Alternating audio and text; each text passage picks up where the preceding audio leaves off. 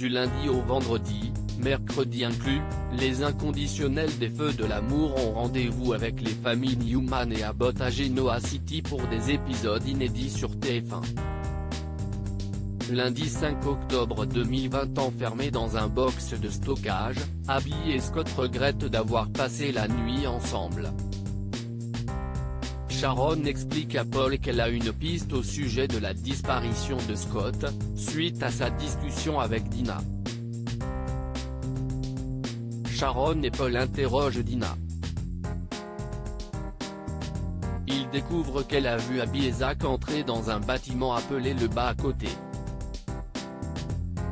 Ils localisent des entrepôts où Zach possède un box, mais quand ils arrivent sur place, Abby et Scott ont disparu. Dans l'heure d'Hilary, l'animatrice diffuse une photo montrant une femme escroquée par Jordan, ainsi que sa complice, il s'agit de Chelsea. Noah annonce à son père qu'il va prendre la tête du Belvédère. Mardi 6 octobre 2020, Abby et Scott sont sur les traces de Zach. Ils arrivent à un motel lui appartenant. Scott veut intervenir au plus vite, mais au moment où il s'apprête à appeler la police, Zach fait irruption, une arme à la main, et les menace. Jack accueille le Dr Bourg pour faire passer une évaluation cognitive à Dina. Voyant que celle-ci éprouve des difficultés, il préfère mettre le docteur dehors et faire l'évaluation plus tard. Victoria est en proie aux critiques suite au communiqué de presse qu'elle a écrit. Ashley lui en veut d'avoir tout mis sur le dos d'Abby alors que celle-ci est encore portée disparue, et Neil lui reproche de manquer d'humanité. Il propose à Victor de retoucher le communiqué. Furieuse, Victoria le remet à sa place. Nicolas est encore sous le choc suite à la dernière émission d'Hilary. Il reproche à Chelsea de lui avoir caché son passé et admet avoir du mal à lui faire confiance.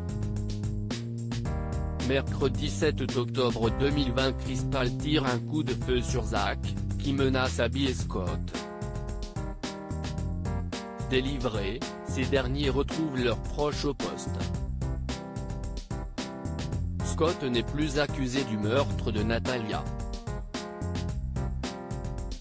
Sharon annonce à Tessa la mort de Zach et la fuite de Crystal. Jack souhaite cacher la maladie de Dina. Mais Ashley pense qu'il faut affronter la réalité et assumer le fait qu'elle soit atteinte de la maladie d'Alzheimer. Sharon demande à Maria de mettre les choses au clair avec Devon. Victor demande à Neil de trouver une solution pour redresser sa société et sa réputation, mise à mal par Zach. Neil va voir Paul pour lui demander d'arrêter les poursuites, mais il refuse. Jeudi 8 octobre 2020, à l'Athletic Club, Hilary est à la recherche de personnalités fortes à interviewer pour sa nouvelle émission en direct. Alors qu'elle s'entretient avec Jordan au bar, celui-ci va la piéger à son propre jeu. Maria prête main forte à Sharon au néon écarlate pour retarder le moment où elle devra aller parler avec Devon de leur relation. Tessa et Devon discutent des retombées du scandale dans lequel Crystal est impliquée, sur la carrière de Tessa.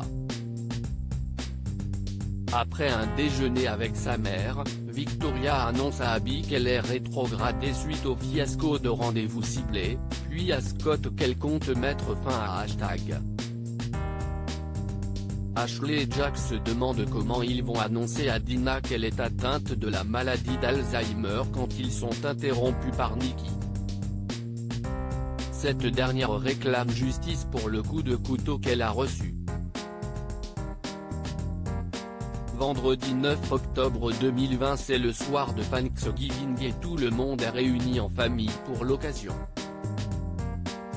Orange, Victor a convié Victoria, Abby, Tessa, Noah, Faith, Reed et Chelsea. Chez les Abbott, Jack est en compagnie de Tracy, Ashley, William et Dina.